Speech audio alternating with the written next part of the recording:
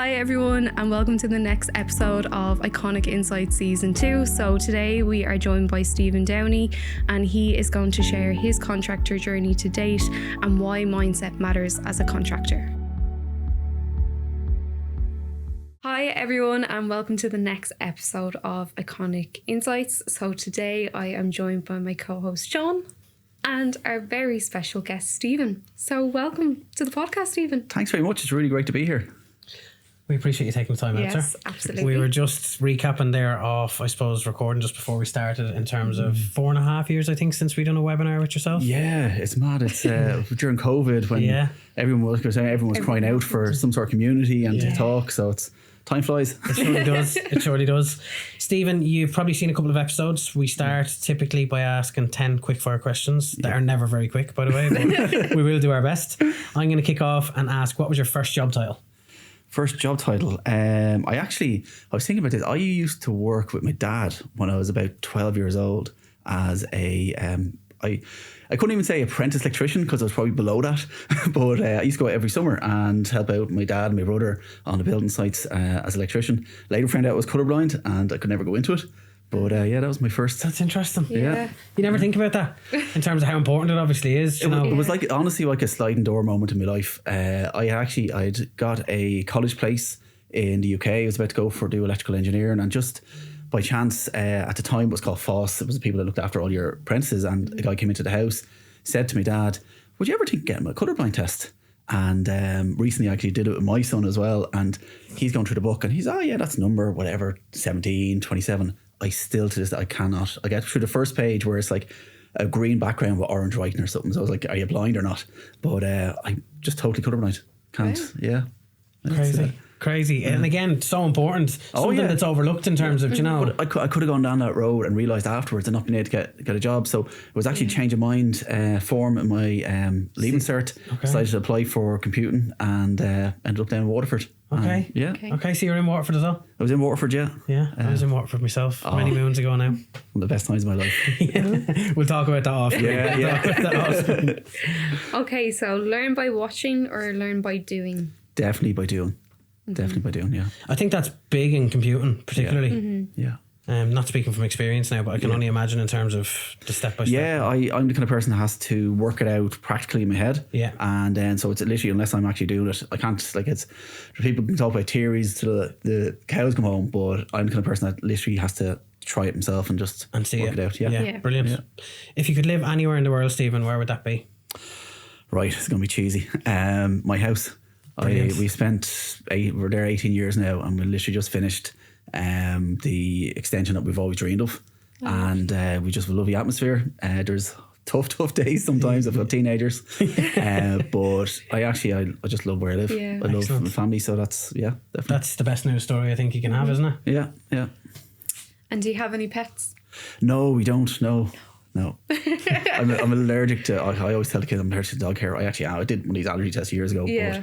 But they're just not for me now. Yeah. They'd love a dog now. Yeah. if they got their way. Yeah. Are you a sweet or savoury snack kind of person? I'm definitely sweet. Yeah. 100%, yeah. What's your go-to? Well, actually, I'm on a health buzz at the moment. Okay. So if my personal trainer sees this, there is no go-to. But I love donuts. Okay. I love donuts. But Yeah. I haven't, I've been about 10 weeks without any now. Wow. Fair play. Your go-to karaoke song? Right, I can't sing to save my life. So I'm the same. My go-to is probably the loo to avoid the karaoke. I can't sing. No. So If you could master any skill instantly, what would that be? take you back to the last question. Honestly, I would love to be able to sing. Yeah. My daughter actually is. She actually won a competition yesterday with her school. Oh, brilliant! In singing, she loves singing, and she's amazing on stage. Yeah. And I'm pretty jealous now. I'd love to be able to belt out a few songs. I have a few friends, one friend in particular, and it's like Christy Moore could be sitting in front of you, and he's amazing. You sit and listen to him all day, and I'd love that kind of skill to be able to sing. Yeah. It's such a people pleaser at parties and stuff, isn't it? But it changes the whole complexity of a gathering, in my opinion. If you've got someone that can sing or play an instrument. I'm useless as well. You're learning. Oh, I'll never Better way of learn. wording it, isn't it? I'm still learning. Just reframe it. So, if you could have any book or movie turned into a theme park, what would it be? Oh, that's a mad question. It's the one that gets everyone. A book into a theme park. Or movie. I honestly, off the top of my head, I couldn't think. Yeah, everyone's that's- the same. It's a difficult one. I always say Disney, but that's there. It's already Yeah, you could too. Where would I like to live? I'm gonna have to pass on that one. Yeah, Even the Harry Potter ones now are true, aren't they? yeah, So you actually, can't yeah. even go There's that way. Harry Potter is always there. What is the best advice you've ever received? Never give up. There's many times where in my life, like, things have just gone totally askew. You think you can't see the finish line at all, but I think by consistent action over and over again, and never give up. Brilliant. Big believer in the phrase "things happen for a reason." Yeah. So, yeah. Excellent. The top item on your bucket list. My bucket list. I've done a lot of them. I've done skydiving.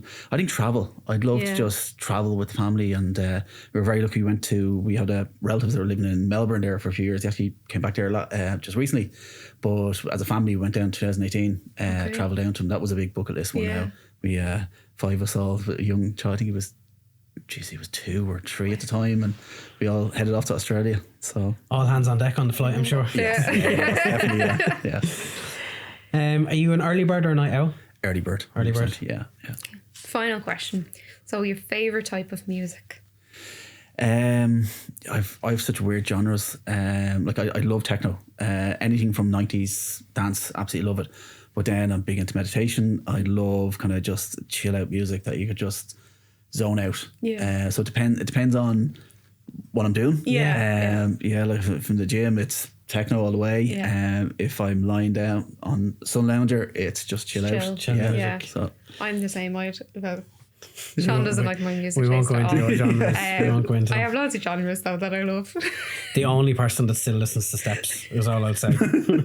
But again, that's our quick fire question, Stephen. Thank you so much. not at all. We're going to go back into, I suppose, where we started off on the podcast and kind of revisit that. You were on, obviously, the webinar in COVID times. How have you been since? Good, actually, yeah. I think everyone's had kind of ups and downs.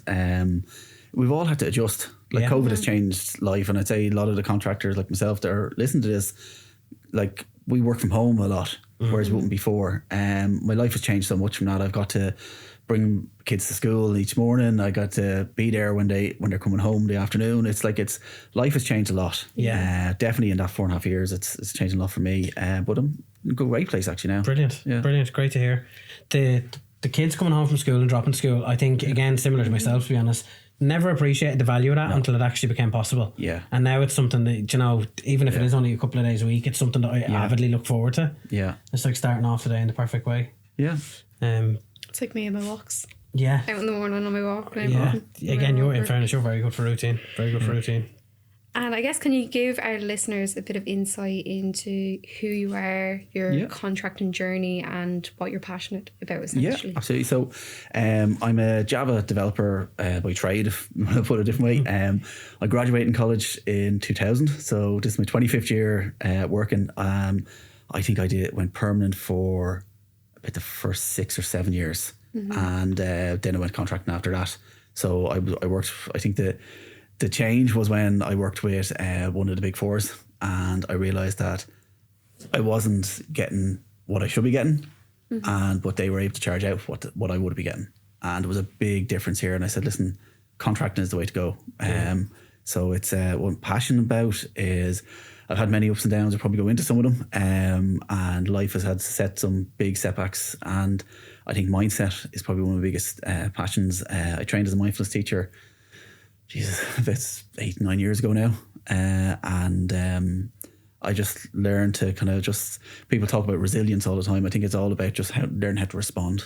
And how to be aware of, like you asked my first question, how are you? And where you are. And people ask themselves that, and just check in with themselves every now and again. So that would be one of my core passions as well. And obviously I've mentioned them so many times. My family are probably a big passion of mine as well. Very good. Full marks for that answer, to be fair. Full marks. The mindfulness piece, Stephen, to be honest, it's something, obviously the webinar, when I kind of first became familiar with who you were and what you were, the posts that you put up genuinely on LinkedIn, and again, I'm not just saying it from a soundbite perspective, Yeah. but they really do make you reflect inwards at times, and it's so important. Yeah, I think like you were asking for differences it would make for different contractors. I think I'm probably paraphrasing badly now what was asked, but I just find that as contractors, we're going into companies, and a lot of times we're thrown in the deep end. Yeah. We don't know what to expect. But we can often put a lot of pressure on ourselves to have all the answers. And it's only from being in a career 25 years that I realised that the company is not looking for the perfect person to have the perfect answer. They're looking for someone who has the skills to be able to think in the way that they need to do Yeah. to get to the result they want. Yeah. You don't always have to be the smartest person in the room all the time. You don't have to have all the answers. But if you have the ability to get the answers in a constructive way, I think that's much more important. And again, much more sustainable from a long-term perspective, Absolutely. isn't it? Regardless as to what industry you walk Yeah. into or what client you're Absolutely. delivering services to, that will always stand to you, the skill set to be able to do that, to think kind of logically and then apply That's analytically. it. Yeah. Excellent. Again, obviously, we know in terms of, obviously, you're kind of passionate about the mindfulness piece and the value of a moment, which, if anyone hasn't seen it, I would absolutely continue to recommend that they do take a moment to actually go and watch it. Yeah. As a parent, it struck me in a completely different way than it would have, I believe, if I had seen it before I was a parent. So I think it's so valuable. But can you give us kind of a little bit more context as to whether it was something that you were always conscious about, or? Definitely wasn't. Just give some background for people, is like the value of a moment is a talk, a TEDx talk that I did in 2019. I sat in the audience of a TEDx event in 2017, and I've been that was one of my low years. A lot of things very difficult happened. I wouldn't say I had a breakdown, but I had a really tough year. My brother had passed away in 2014. Unfortunately, because of the circumstances, we'd gone through a court case, and there was a lot of back and forth. It was dragged out a long time. But it was only in 2017 when things had actually settled. I also ran an awful lot before then. I was injured. I'd taken on a job. Actually, that was one of the times when I moved from contracting back into permanent, which turned out not to be the type of job that suited me. Okay. It wasn't a skill set. It was more management. It was looking after people offshore. There were so many different, I call it perfect storm. So many things came together that year that I was just in a very bad place. But when I went to this TEDx then later on that year, I realised I'd come through it, and I was reflecting on it. I was thinking, like, I listened to some people telling their story on that stage, and I saw that you can, from a dark place, you can be light for other people. And that allowed me to focus. So I started off wanting to tell my story, and then I worked with some amazing people. Some people know called Jerry Duffy. He's one of the top motivation speakers in Ireland, and I worked with him from just public speaking point of view, and just learning how to grow your voice really, and just be able to express how you feel. And he gave me a lot of tips on the story. And one of the big things is it's not about you. That when you are giving a talk like that, it's actually about the impact you can give those people. So I wanted to see, right, what was a big changing point in our life, and the value of a moment. The talk itself surrounds our last ever family photo, and it's a moment, and it brings in the mindfulness as well, that it was a moment at the time that we never realised it was as special as that. It only happened about 3 months before my brother Mark passed away. We were at it was a communion party. All of my family were there. There's 5 brothers and sisters, and it was just one of these moments. And the picture actually turned out fantastic, but it sat on a camera. We didn't realise until Mark passed away a couple of months later how important that picture was. And the whole talk is just about appreciating those moments as it happens. And I know you can't go around the world go, oh, well, what if, but you can have your mind open to say, geez, isn't this great? Yeah. And look out, because I find when you're looking out for those moments in life, I call them our mindful moments. It's like those things that you just smile and you're like, geez, isn't that great? You know, the sun just came out, you know, geez, that coffee is cracking. You know, all these little things. There's so many times in our day that we can value. And that's where that talk came from. And it brought me on a great journey. Like, I spent 2 years kind of applying to many different TEDx events, and it wasn't until 2019, Ballyroan Library that it happened. But I'm very proud of it. You should be. I'm still fascinated by the amount of people that stop me and kind of say, Jesus, that really impacted me. And like, from people that have a picture in the drawer they forgot all about, that kind of just gave them another significance. And just remember, because there's so many, I don't want to go into it on this, but there's so many dark things that happened when my brother passed away in many different ways. And I just want to be able to shine a light on something positive and try and find something positive. It's such a good answer, Stephen, first and foremost. And again, credit to you for not only that in 2019, but the strength that you show every day to be able to talk about that story. Not only should you be proud, but I think everyone in your family will be incredibly proud of you as well. What really strikes me every time I speak to you is your appreciation for, like I say, them very small moments. And I think as a society, that's probably something that we've lost over the last, definitely throughout my adulthood anyway.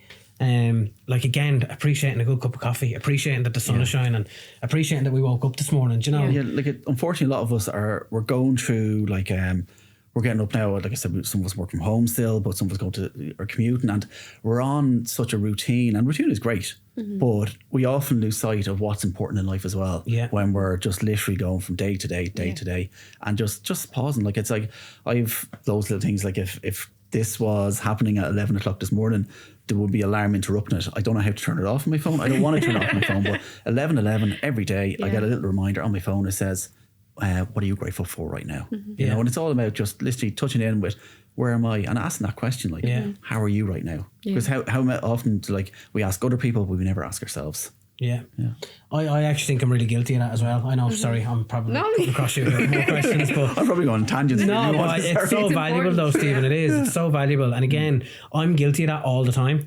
All of the time, where again, I suppose I've got a young family at home. I'm homeowner now after all these years, trying to get there, etc.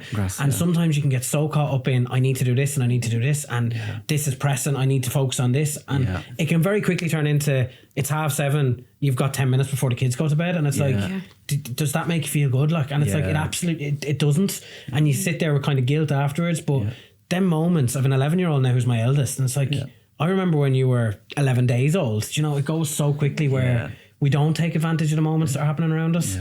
So I personally want to thank you, because it definitely made me reflect inwards in terms of what my priorities are. And, you know, as much as, yes, my family are my priority and everything I'm doing is for my family, sometimes it's not about the nice things, or it's just about being present with them. Do you know? That's it. And it's as simple as that. But the really important thing, and I don't want to go off on a big mindfulness rant here, but the biggest thing for me for mindfulness is just awareness. It's like being able to kind of bring yourself back into the moment. And like people say, oh, what do you mean by the present moment? But it's just about just stopping and saying, right, where am I right now? What's happening? And if it's not good and you're thinking like, oh, I shouldn't be doing that, it's about the non-judgment part, about not kind of saying like, I should be doing this, I should be doing that. Because I think we should ban the word should. You know, it's like, I get to do this, I get to do that. You know, it's like we can be very hard on ourselves if like, it's like, we all make mistakes. I've made so many mistakes. I still make mistakes every single day. But I'm able to own up, admit when I make a mistake, and move on. You know, it's all about letting go and moving on. 100%. 100%. Okay. Sorry, I went off on a tangent there.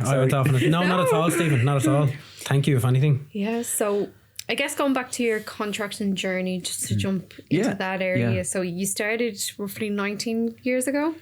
And I know you were saying it was the big four, and you made I wouldn't say who were, but it was basically I was working with them. I'd say it was about 12 months, and I realised this is not for me. Like it's so I went. I think I started off with, it was a 6-month contract. I met actually, it was Java meetup meeting actually in Dublin City. I got chatting to a guy. He goes, oh, I'm looking for a contractor. Tiny little place. Got 6 months work out of that. Then I ended up in another small little company. We used to do HR software, and it kind of grew like that. That you'd have connections. I did a lot of work in a lot of the government departments. So I worked in Department of Revenue, or the Department of Agriculture. Worked on a few big projects in that. So it's kind of, I would have gone from a few of the consultancies around Dublin doing that. Also worked in Aer Lingus for a good few years. Very proud of that time. There was some great people I worked with over the years in there. And then now I'm in the insurance industry, creating documents.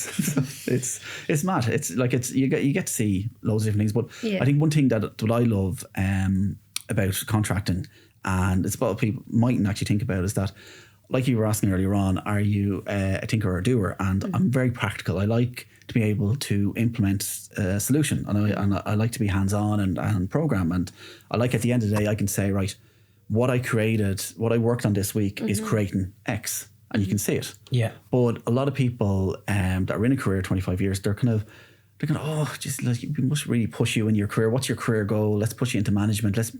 And you lose sight of that skill. Whereas I love, one thing I just adore about contracting is that you are there literally to do X. Yeah. That's it. You know, they're not looking for you to manage. Well, sometimes I do lead people and manage people like that, but it's not like that is your career progression. Yeah. If you like programming, you can stay programming. Yeah. Forever. Yeah. Forever. Yeah. Yeah. Without any kind of top pressure coming into Exactly, management directly and stuff. Yeah. Very good. Very good. Once you deliver. Yeah. I was going to say, that's probably a big part of it. But again, something that you no doubt had no issue doing. Yeah. Looking back, do you think there was any challenges that you faced early on in terms of the transition to contracting, or just overall? Yeah, I think there's a lot of like barriers to entry that people would obviously would think of. Like you've obviously your accountant, you've got you've got all the, we only talking about this earlier on about like the requirements that you'd have. I think I made, and I'm not just saying this, I honestly mean it like that. The decision to go with Icon Accountant actually really made a massive change for me, because a lot of stuff is automated. Like at the end of the day, like we just, as contractors, we want to do our job. We know we have lots of regulatory requirements that we have to do, but if somebody can take that and us not think about it, that's fantastic. And I think when people get into contracting, they think, I have to think about all that. I have to be, you're a solopreneur. Like you have to do so many different jobs, but you can outsource that to different types of companies that will help certain bouts of it. So yeah, there is some sort of barriers at the start, but I think like you can get through them all. Like, and the best thing I think is reach out on LinkedIn. You'll find someone on who's a contractor, has done it for many years, and will give you the advice of what to do as well. Excellent. Excellent. Just going back to the point you made about the Java meetup. Yeah. Do you still attend any kind of meetups? From No, I haven't actually. I think it goes back to like where my passion is now, and my extracurricular passion is really just the mindfulness, the mindset. I've got a few networks that I'm in with kind of public speaking and that. So I haven't really gone into the technical side. I kind of I'm a the technology I use is like, some of it's 20 years old, but it works. And it's the backbone of many companies. So I'm not out looking for the latest and greatest. 100%. And again, certainly not that you need to be at those events. I was just curious as to whether you feel like they're still as there is. Sorry, I should say they are still happening in Dublin. Like if you are interested, there is I think it's the same Java meetup group. Okay. It kind of had different iterations over the years, but they're definitely still out there. Brilliant. And I know currently you operate through your own personal limited company, and you had obviously the umbrella in the past. So when did you decide to make the transition across? I found it quite restrictive in the umbrella. It was around 2020 as I started a contract. 2017 I started a contract. I left, I was permanent before that, and I said, right, I got offered a contract. I said, right, I'll give it a go. I'll see. I had a company for about 10 years before that, limited company. And I didn't want to set all that up straight away, which actually is a great entry into contracting like that. So I had that set up everything, but I just found some of it was kind of restrictive. Like you'd be looking for, say like nowadays, like I need a new headset for at home. I don't even think about it. It's just, I know that I need it. But I found that, now this wasn't with Icon, it was with a different company, but I found that the umbrella company, I had to justify and have paragraphs of paragraphs to kind of say, this is exactly why I need this to do my job. And that just frustrated me, you know, where I'd rather like that there is a trust. Obviously, you have to be able to justify at the end of the day, but it was more seamless. And I'm sure from an accountant point of view, there's so many other reasons why I should be doing it. Tax efficiency and all the rest that I'm not thinking about. But yeah, that was control ultimately. Control. It is. Yeah, I think that's fair, especially flexibility as well. Yeah, Yeah. Do you know, because I think a big part of what we try to do, and again, the only kind of, I suppose, reason that we do it is we never want someone to go to the hassle of setting up their own company immediately, and then if contracting is not for them or in 6 months' time, exactly. there's costs involved, etc. Yeah. You never want to leave someone with that kind of negative taste in their mouth either. And you have to say that is an advantage of the umbrella company, is that the exit out of an umbrella company is a lot easier than winding down a limited company and the VAT 100%. and all that. To match that though, we do try as much as we can to proactively reach out to people that have been, and again, I think personally, if I was to put a reason on it, not that I can speak on behalf of any of our clients for that exact reason, but there's some clients that have been in an umbrella company for 5 or 6 years and love it because it's completely hands off for them. Do you know, it's completely hands off. Different horses, different courses. Absolutely. And as much as for me, I'm a big advocate of the personal limited company, I'd be trying to reach out to them and say, look, you need to look at this. Do you know, I understand that you're happy where you are, but there's potentially things that you could miss out on here if you're not aware of them. So it's really interesting to get that background as well, that it was kind of more control led. Again, if you were to discuss kind of the biggest advantages that you've experienced since then, are there any that come to mind? Have you ever kind of, I suppose, found yourself in a gap between contracts and the personal limited companies dug you out of that kind of? Not so much, no, but obviously there is that kind of advantage that I can kind of say each month that, right, here's my invoice is X amount.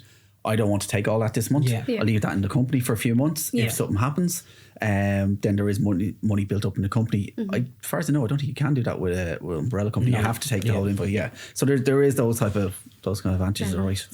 It's really the control and flexibility. That would be the main benefit, anyways, I would see from it. But also kind of going into your industry, so you obviously have vast experience in IT. So at the moment, I think obviously the IT market, it was going through a lot of change, probably in the last 2 years, I would say particularly. I'd say last 20 really, but probably mainstream changes maybe in the last 2 or 3 maybe, What would be the biggest changes you yourself have seen? See, I'm kind of unique because the contract I'm in like 7.5 years now. So I'm not out in the market looking at it. There is definitely changes towards, like, from an IT point of view, there's a lot of people going to kind of scripting languages. There's like I've been programming Java since I was in college, and I think it was 98 I did my first Java program in college, and it's not like, obviously there's new iterations of it all the time, but there is a move more towards scripting languages, and there's less people going into the kind of traditional object-oriented programming languages, and that's leaving a big skills gap. I know, like, any person I've talked to that is in the IT industry, the big thing is skills gap. They can't get people because there's not enough people going into it anymore, and that's, like, I think that probably would be one of the biggest. Like, obviously there's so many advances that happened over the last few years. Like, Jesus, AI has just transformed things altogether. It's like having your best buddy in the corner, kind of. I used to do pep talk. I used to do pair programming in the past, where literally you'd be sitting beside two developers that work together, and it's like literally you're looking at a problem and you're solving it together back and forth. And that's now possible with AI, where you're bouncing an idea off someone. You say, well, this is, well, I want to try and do this, I want to achieve this, but this might happen. What are the consequences? What should I look out for? And there's so many advantages to AI in that I think going forward, like, it's only some companies are taking it on, some companies are afraid of it so far, but I think that is just going to transform programming to just the next level, that you're literally just, if you can describe a problem and what your solution you want to be, what you want the solution to be, AI will be able to generate what is it you need, and obviously you'll have to tweak it a bit, but will take a lot of the thinking out of it, and kind of just the what ifs, you know. I think it's incredible, the whole AI. I'm a big ChatGPT user, to be honest. I love it. I absolutely love it. Again, it can be when I'm kind of having a mind blank for a moment, or it could also be, like you said, more of a kind of inquisitive approach to it. But the difference in terms of the answers you'll receive based on the prompt that you put in, like you say, if you really, like you said, design the question to say, but I want to think about these potential consequences, the value it can provide is phenomenal. That's it. And it's like, it's not always the first answer you get, it could be the fourth or fifth, but it's about refining that and being able to refine it. 100%. 100%. Again, I think Sean's just touched on it there. Do you think there's any skills that are becoming essential for IT contractors as a whole, in terms of the kind of skills and languages piece? Or can you see it changing in any way, Stephen, where it comes part of the kind of education mainstream? Yeah, I think it definitely is becoming part of education. That STEM and- it's amazing. Like I look at, like I have a it's gonna be 10 next month, and then I've got a 14-year-old and a 16-year-old, and like they are just integrating IT into their whole education now. Yeah. That it's definitely been part of it. Whereas, yeah, it's hard to know. You don't know where it's going to go next. Yeah. Yeah. I'd love to see the likes of coding being a language that you can take in secondary school. Yeah. Do you know, so you can try it out before it's a case that you kind of commit 3 or 4 years to it as a college degree or computer science. Definitely. And there's loads, like there's the coder dojos. Yes. There's loads of things like that a lot of younger people will do. But I think AI is gonna abstract that. Like it's like, whereas before you really core programming skills to be able to do so. Now you just need to describe a problem. Yeah. And it's like, if you go back to like the 80s, people were using punch cards. They were using like different things, and then we went on and we had keyboards, and it's an iteration all the way that you're abstracting yourself from the core actually implementing the problem. I think that's where they're going to go like that. Yeah. They I think. I can't think off the top of my head, but there is kind of a cut and paste and drag and drop program that they use in Coder Dojo. That's fantastic. Like, I'm going blank. I can't think of the name of it. But my son has looked at that before, and he just like, I think because they're on YouTube and that all the time, they're kind of saying, "Oh, what's that?" And you just literally learn. you just download this and give it a go. Like, No, it's brilliant. It's brilliant. It's definitely like in a completely different universe as to where it was a decade ago. Even I just love to see it continue evolving and the same focus on it. So eventually we can kind of fill that skills gap. Hopefully. That would be the idea. In terms of when you started out, would it be fair to say that was kind of the .com bubble? Yeah, actually. So I started in 2000. I started in Limerick actually, and it was my first education. It was actually, I'd say this was the start of the bubble kind of bursting. That I went through the whole graduate program, and we sat in a meeting, and myself, I think it was 3 graduates that are hired in the Limerick office, and this is a big global company. And they mentioned this word called recession, or it was redundancies. And I didn't even know what it meant. Sitting back, chatting away to the lads, seeing where we're going this weekend, like that. I just moved to Limerick. It was brand new to me. Absolutely loved it. Lo and behold, a week later, I got called into an office and being told my job's gone. And they... it turned out that they had just worldwide cutbacks. They had spent so much time. I think I got that job in January or so. This was the following October. They'd done all the milk round, all with all the colleges, everything like that. But it was just a worldwide decision. They had to cut back.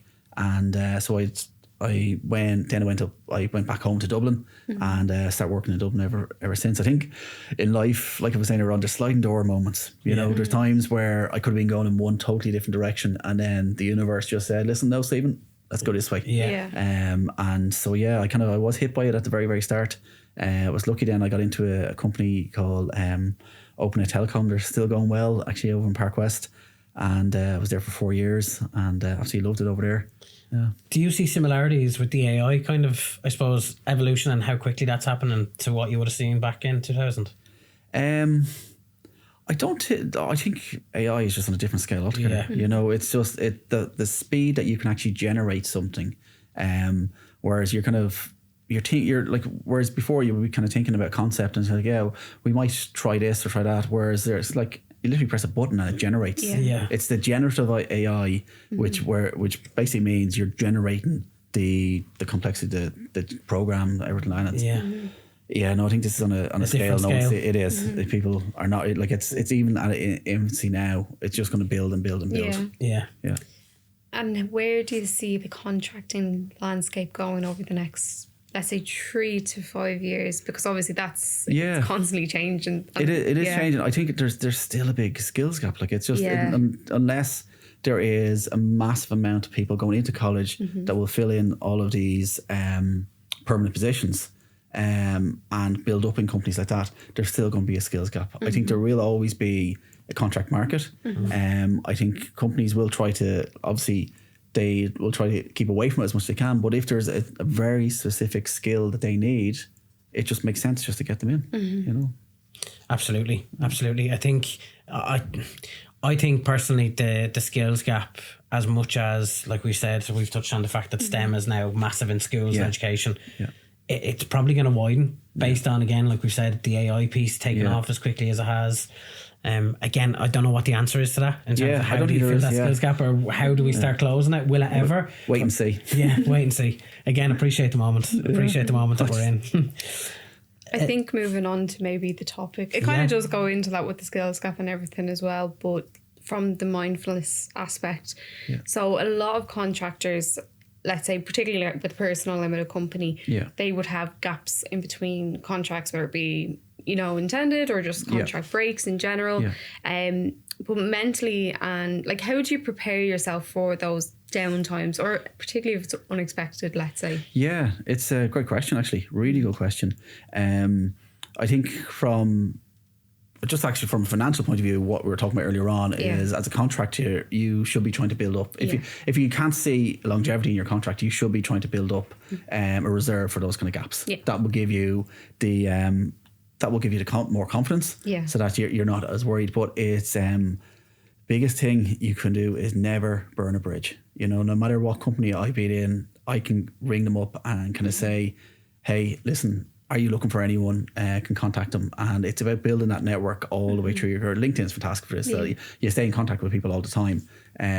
But I think in a mindset point of view, it's about keeping yourself up to date on what are the trends, what are people looking for, looking out at, even like while I'm in a contract, I might look at what kind of jobs am I seeing coming through, and what kind of skills are I looking for, and is that something I'm interested in? But it's really about adding value wherever you go, and just knowing that, listen, you might have a short gap now, but there will be something else in the future, and it's about building up that network and just not giving up. Like, we can put our head in the sand and kind of hope that something comes along. It's not, you know, you have to open those doors for yourself sometimes. Put yourself out there. Put yourself out there. Absolutely. I love the point about the network as well. I think again, it's probably a cheesy saying at this stage that your network is your net worth. Do you know, because but there's so many ways now that you can do that. Like, there's LinkedIn articles, right? You could be writing articles constantly about now obviously there's non-disclosure agreements, and you can't talk specifically about what you work on, but you could talk about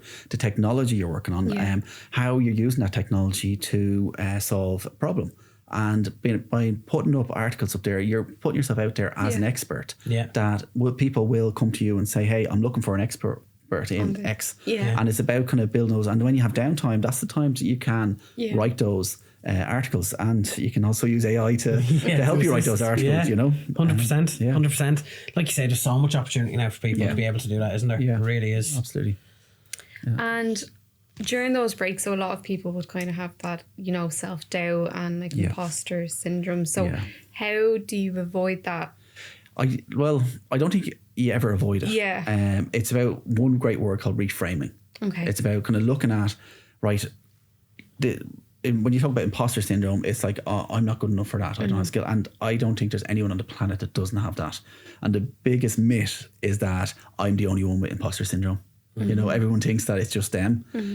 But it's about really reframing and say, right, well, what skills do I have? And I think that's one of the most important things with contracting as well, is to know, what do you love?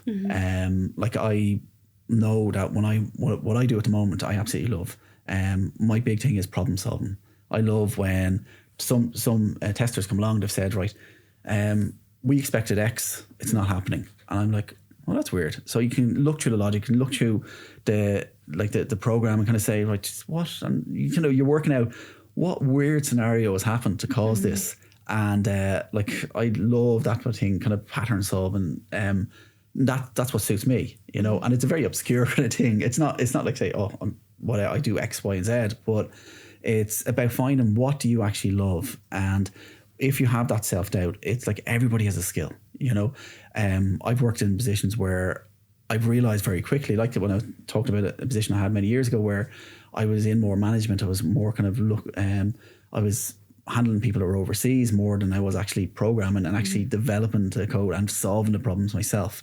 And that didn't suit me, you know. It wasn't something that suited me. So maybe your self-doubt is not that you're doing something right. It's more that it's not the right place for you. It's a gut instinct kind of reaction. Yeah, it's a natural reaction. Yeah. You know, everyone's going to feel that if they're coming up against something and just they feel like they're hitting a brick wall all the time. If every day they're just not enjoying what they do. It's about really finding what makes you happy. And that's actually in the talk, in the value of the moment, I talk about that is because in a very dark time in my life that I had to realize like, what is it that makes me happy? And I won't go into the tangent yet now, but it was literally I spent every day just picking one moment that made me happy. And I look back at that and I found, right, what is it? You know, and maybe that's something that people can do today is just write down one thing that made them smile each day. Look back at over a month, over 6 months, and you realize the type of things that you like doing. And that's what you should be doing.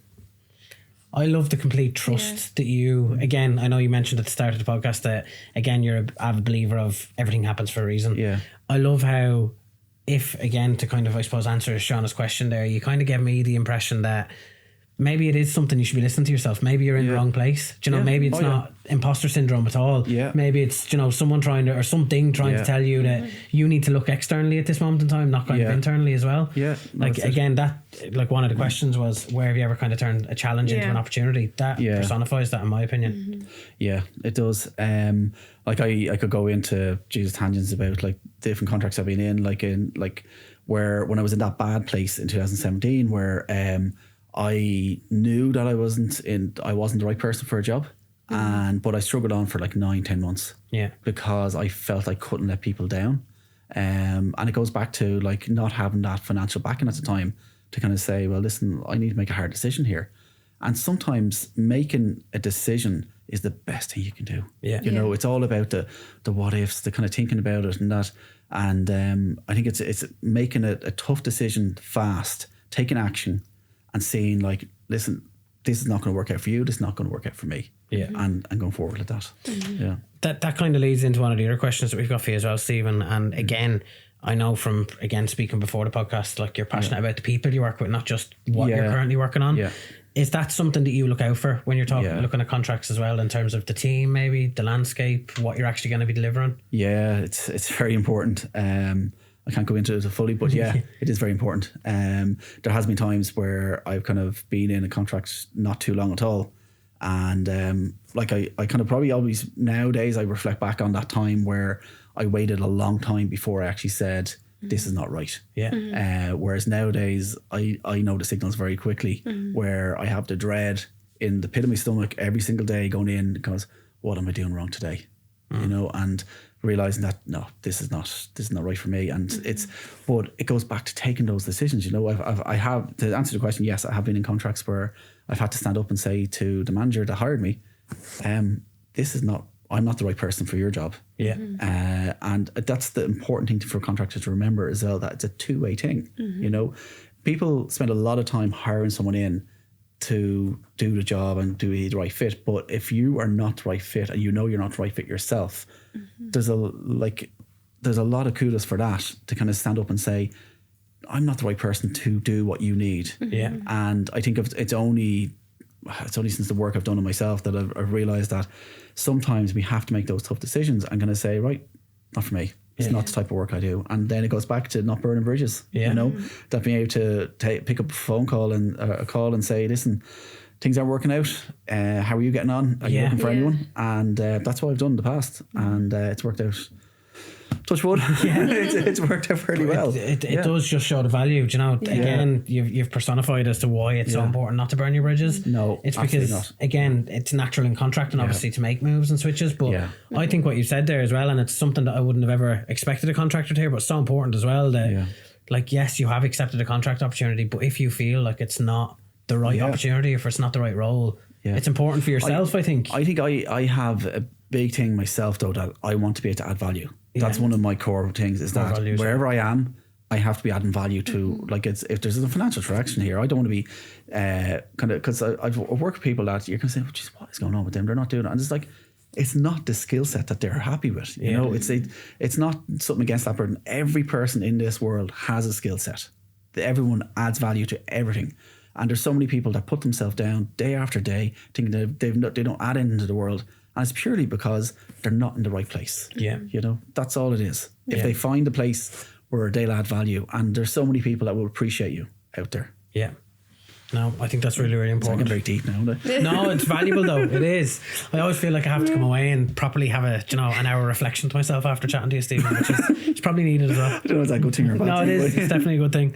But that is actually one of the questions as well, is that we had previously discussed that scenario that Yeah. you quickly realise, look, this role isn't for myself. Yeah. But I think that kind of summarises it, is look at the kind of two-way approach of the client's perspective and your perspective, and that's probably the best approach to take with that scenario. Yeah, like I'll be honest, like it was a very hard decision.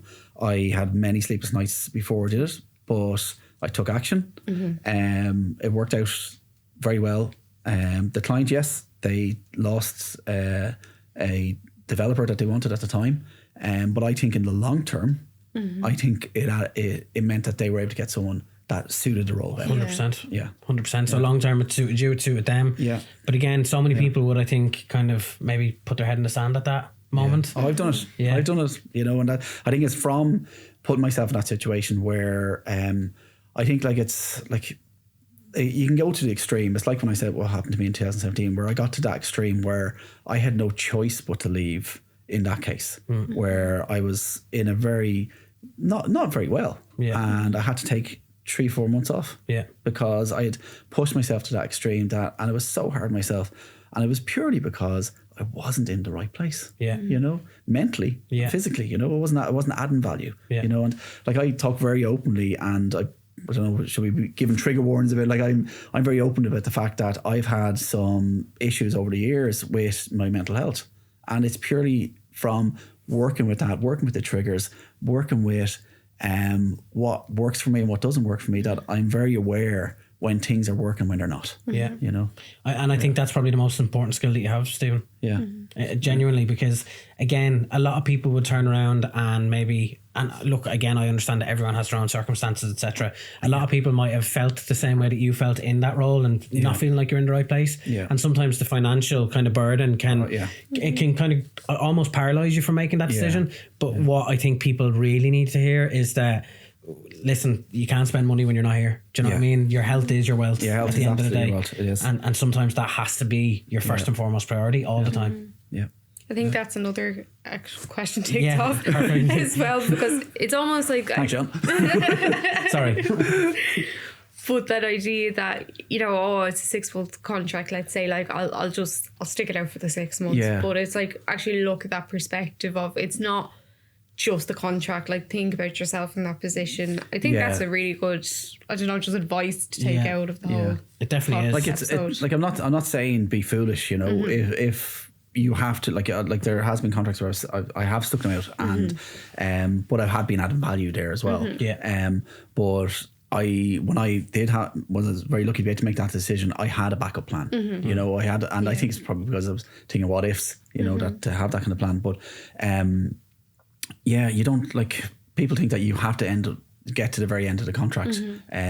Like we all have a month's notice. Like if something happened, and it's probably one of the things that brought me to contracting was that I saw working on kind of big projects where it was a mix of permanent people and contractors that once that project finished, they let go of everyone. The project was finished, they didn't have the work. And that happens in life.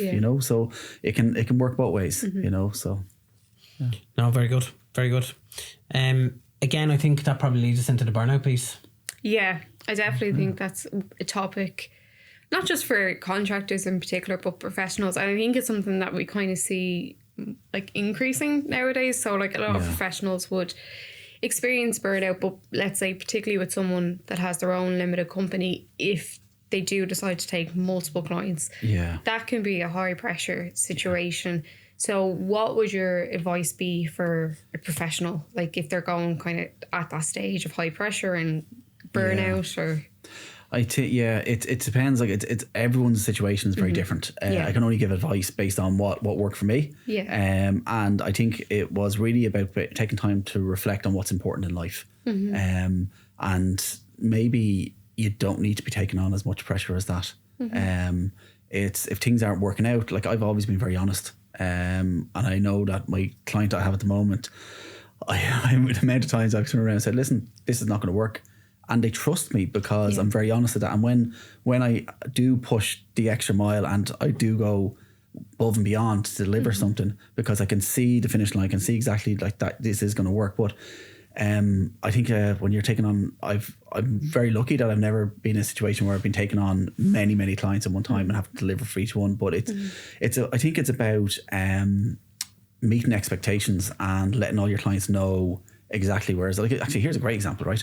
This morning I was commuting into work, and the bus was packed, and my bus goes down the Navan Road, and I decided to jump on the train. When I jumped on the train, I got the Docklands train, and it turned out that they had left the M3 at, I think it was 7 o'clock. This is now after 8 o'clock. The train had been going very slow all the way along. The train was packed. Got to the next stop, and we were waiting for another train to go ahead. But the person driving the train, as we were stopped, went on the intercom and he said, "Guys, I know how bad it is in there. It's what's happened is that our train has been so delayed that we've taken on more and more people, and I can see what's happening. I appreciate you sticking with this. I'll get you there, but it's going to take longer." That changed everyone's mood. Yeah. You know? Do you know the way you look around, you think people are pissed off? Sorry, curse. But people are annoyed and they're just kind of look. But when you hear something like that, it's communication. You know? 100%. And there's so many times when the client will they'll so appreciate you actually being honest and saying, "Listen, I know I promised X, Y, and Z. This is what's happening at the moment. I can only deliver this, but I will commit to deliver that." Yeah. And I think that's where communication really is mad, because sometimes burnout is really from us being in a place where we're just really uncomfortable. You know, where I think communication can really change that. You know, it's like, it's all the what ifs. You know, it's like you're thinking of all those scenarios in your head, and that's what a lot of kind of the mental health side will happen, is that we're kind of thinking of what might happen, and it's really where we just take action and talk and communicate. That's a big difference. Brilliant. I think one of the things that stands out to me, Stephen, is that you very much trust your gut. Yeah. In terms of, and again, what I loved to kind of stand out for me in this whole kind of chat that we've had was, it comes across to me that you're not afraid of making a mistake. No, not anymore. No.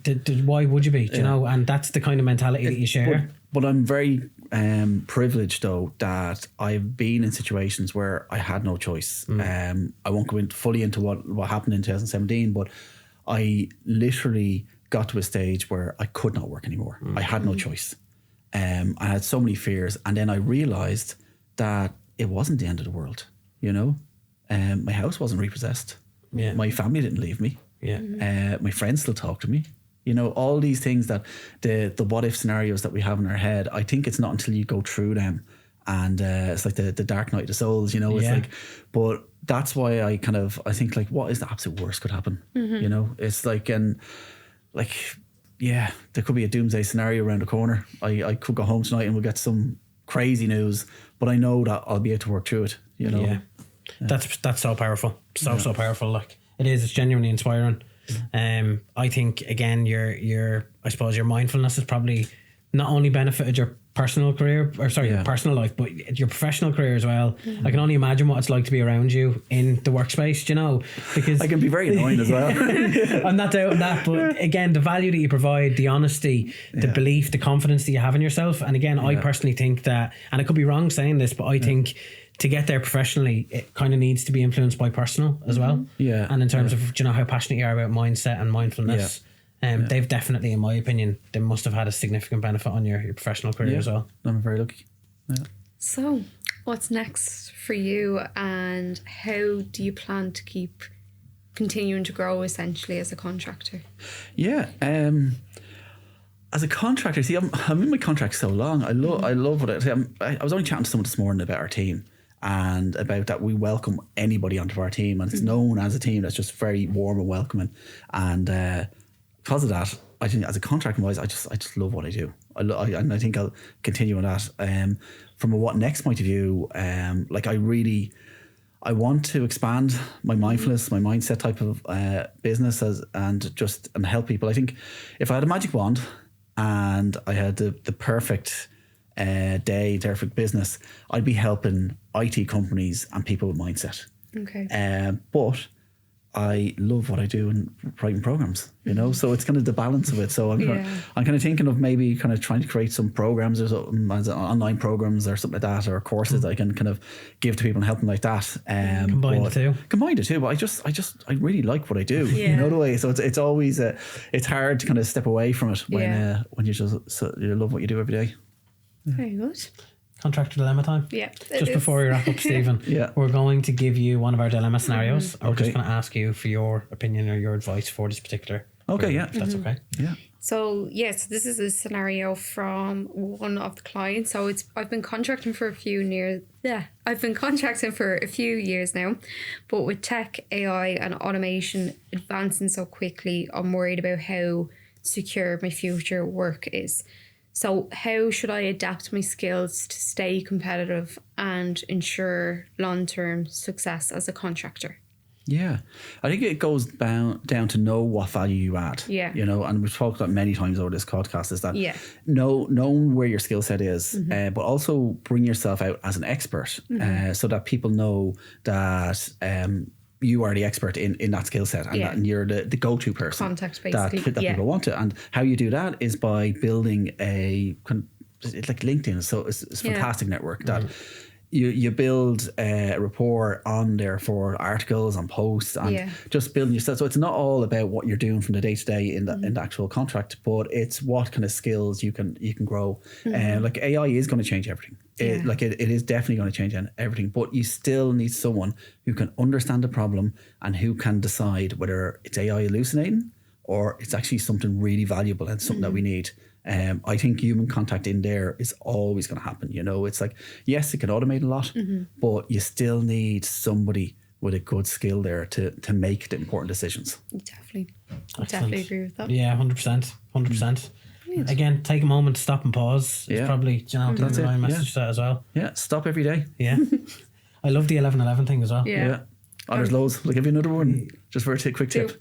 When you're in the shower, how many people bring other people into the shower? So the person you had an argument with the day before, the person you're going to talk to later on, try and have a shower from the very start to the very end that you're just literally thinking of the temperature of the water, everything that's going on at the time, and just let go of whatever thinking. It's about just stopping up there. Yeah. Excellent. Definitely something to practice. Stephen, thank you so much. I absolutely loved it. Sorry, my voice control. It's always so valuable, but there's going to be so many people out there to take such value from that. Hopefully. And it's nice. It's actually really, really nice for us even to get an opportunity to speak to a contractor and not kind of focus on what's coming from an economic perspective, or it's to me it's much more valuable. And for someone that has such experience in the sector, I think it's coming from the very best author. I really hope it helps someone out there. Absolutely. You've helped me anyway, so that's the starting point. Stephen, thank you again. Thank you. Cheers. Thanks to the guys at Factory 44 as always. We'll be back with another episode in the next couple of weeks.